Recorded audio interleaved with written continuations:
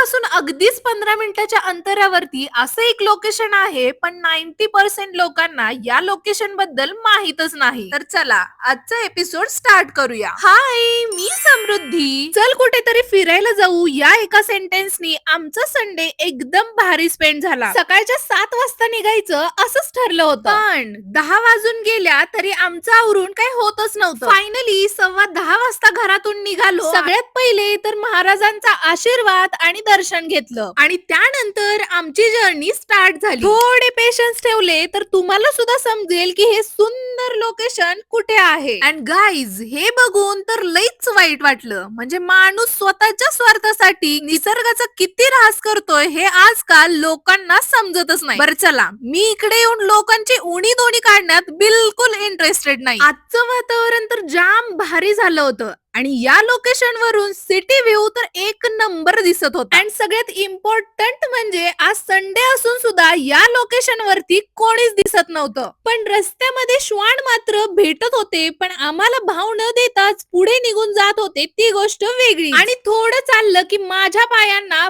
प्रचंड कंटाळा आला. बट हमारा साथीदार थोडा ज्यादा ही एक्साइटेड था. आता अशी एक्साइटेड मंडळी सोबत असेल तर मजा तो बहुत आता है. तसा ट्रेक तर खूपच छोटा आहे, पण आमचा प्रायव्हेट रथ खाली पार्किंग करून आम्ही चालतच जायचं ठरवलं. आता 2 पायांनी चालणं होईना म्हणून साथीदारांनी या काठीचा उपयोग करायला सांगितला. मॅडमच्या आदेशाचं पालन करून कसा बसा निम्मा ट्रेक तर कम्प्लीट केला. अजून एवढा डोंगर चढायचा बाकी होता. तशी चालायची सवय नसल्यामुळे जरा जास्तीत जड जात होत. बट कोई ना, हम भी हार मानने वालों में से नहीं है. डोंगराच्या पायथ्याशी आल्यानंतर इतकं भारी वाटत होतं, पण साथीदारांनी दिलेल्या काठीने मात्र इथेच साथ सोडली. आता हे लोकेशन कोणतं आहे हे तुम्हाला नेक्स्ट पार्ट मध्ये बघायला भेटेल.